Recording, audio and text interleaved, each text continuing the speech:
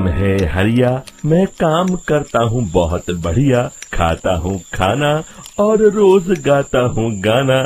अरे यार, आज तो बहुत देर हो गई। इस खतरनाक जंगल को देखकर तो मेरे हाथ पैर ठंडे हो गए हैं।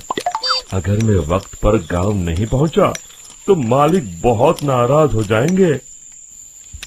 तभी हरिया को एक आवाज सुनाई देती है। सुनिए हरु जी। अरे, ये आवाज किसने दी? तभी हरिया को सामने कुछ दूर एक औरत खड़ी दिखाई देती है। अरे भाई, ये औरत अकेली इतनी रात को इस जंगल में क्या कर रही है? चलकर पूछना पड़ेगा।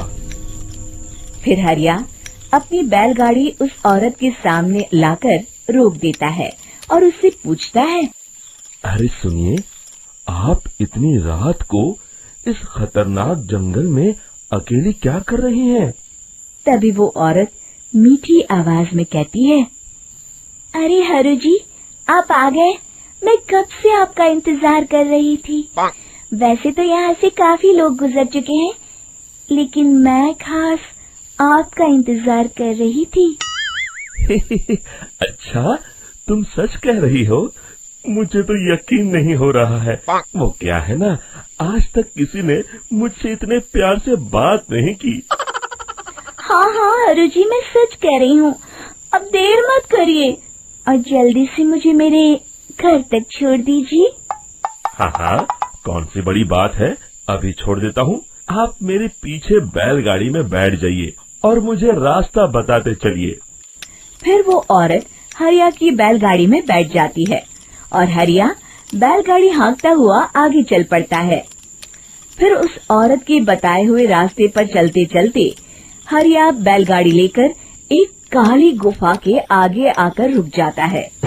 हरिया उस औरत से पूछता है, हाँ देवी जी, आपका घर कहाँ है? यहाँ तो एक गुफा के अलावा और कुछ नहीं है। तभी अचानक वो औरत हवा में उड़ने लगती है। देखते ही देखते उसका सुंदर रूप एक डरावनी चुड़ैल में बदल जाता है और वो जोर जोर से हंसती है। अरे तू तो एक नंबर का बेवकूफ निकला। तू तो बड़ी आसानी से मेरी बातों में आ गया। अरे मर गया रे, ये तो एक चुड़ैल है।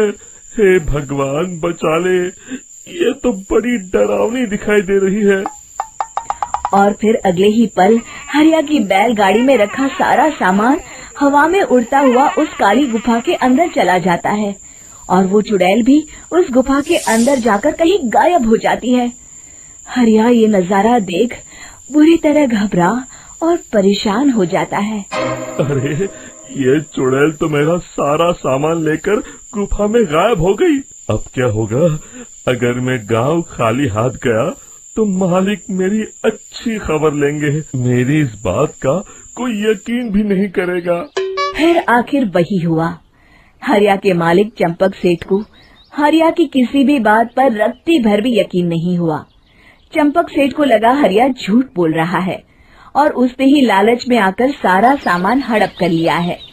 फिर हरिया को बेईमान समझकर चंपक सेठ उसे काम से निकाल देता है। अगले दिन अपनी दुकान में परेशान बैठा चंपक सेठ गुस्से में बड़बड़ाता है। अरे, दुकान में तो सामान बिल्कुल भी नहीं है। अब मुझे ही शहर जाकर सामान लाना होगा। फिर वो अपनी बैलगाड़ी लेकर शहर चला जाता है। शहर से सामान लेकर जब चंपक सेठ वापस गांव लौट रहा होता है, तभी उसे एक आवाज सुनाई देती है। चंपक जी, ओ चंपक जी। अरे, ये तो कोई मेरा नाम लेकर मुझे पुकार रहा है। फिर उस रास्ते में वही औरत खड़ी दिखाई देती है। फिर क्या था, हरिया की तरह चंपक सेठ भी उस औरत के पास अपनी बैलगाड़ी लेकर जाता है और वो भी उसकी चिकनी चुपड़ी बातों के मुंह जाल में फंस जाता है। फिर चुड़ैल उसे भी अपनी गुफा तक ले जाती है और उसका सारा सामान लेकर गुफा में गायब हो जाती है। बेचारा चंपक सेठ लाचार होकर खाली हाथ गांव लौट आता है। फिर ये उस जंगल में रोज की बात हो जाती है। जो कोई भी शहर से कुछ लेकर गांव की तरफ लौटता, वो चुड़ैल उसे बेवकूफ बनाकर उसका सारा सामान लेकर गुफा में गायब हो जाती। एक दिन हरिया एक लकड़हारे को उसी जंगल की तरफ जाते हुए देखता है। फिर हरिया उसे रोकते हुए कहता है, अरे भाई, क्यों अपनी मौत को दावत दे रहे हो? मेरी बात मानो, आगे जंगल में मत जाओ, वहाँ एक बड़ी भयानक चुड़ैल रहती है। लकड़हारा हरिया की बातों को नजरअंदाज करते हुए कहता है, अरे भाई, मुझे पहले ही बहुत देर हो चुकी है, मुझे जाने दो भाई। शाम तक लकड़ियाँ काट कर शहर के बाजार में बेचना है। तुम अपनी ये कहानी किसी फुर्सत में बैठे इंसान को सुनाओ, मैं तो चला। इतना कहकर लकड़हारा वहाँ से आगे जंगल की तरफ चला जाता है। फिर अगले दिन गांव के मुखिया के घर के बाहर बहुत सारे लोग जमा हो जाते हैं। तभी हाथ में कुल्हाड़ी लिए खड़ा लकड़हारा कहता है, अरे मुखिया जी, अब आप ही हमें बचाइए उस जंगल वाली चुड़ैल से। हमारा सारा काम तो शहर से ही होता है। अरे मुखिया जी, उस चुड़ैल की वजह से तो मैं पूरी तरह बर्बाद हो गया हूँ। हम सबको मिलकर उस चुड़ैल का कोई इलाज करना पड़ेगा। तभी भीड़ में खड़ा वीरा कहता है, आप लोग चिंता मत करिए, कल से वो चुड़ैल किसी को नहीं लूट पाएगी। मेरे पास एक बहुत अच्छी तरकीब है। तभी चंपक सेठ उसका मजाक उड़ाते हुए कहता है, अरे तेरा नाम वीरा है तो क्या हुआ? तूने अभी उस चुड़ैल को देखा नहीं है? जाकर अपना काम कर, बड़ा आया। तब मुखिया जी कहते हैं, नहीं चंपक सेठ, मुझे लगता है हमें इस लड़के को एक मौका देना चाहिए। फिर सभी गांव वाले मुखिया जी की बातों से सहमत हो जाते हैं और वीरा शाम को एक बैलगाड़ी में कुछ सामान लादकर उस जंगल की ओर चल देता है। वीरा, ओ वीरा, कहाँ जा रहा है? तभी वीरा मुड़ के देखता है, वही चुड़ैल एक औरत के रूप में खड़ी है। अरे बहन जी, मैं आपको ही ढूंढ रहा था। देखिए, मैं आपके लिए क्या लाया हूँ। हैं? अरे वाह, तो खुद मेरे लिए इतना सामान लाया है। तू ही अकेला गांव में समझदार है। जरा देखो, मैं भी खोल के, बड़े भूख लगी है।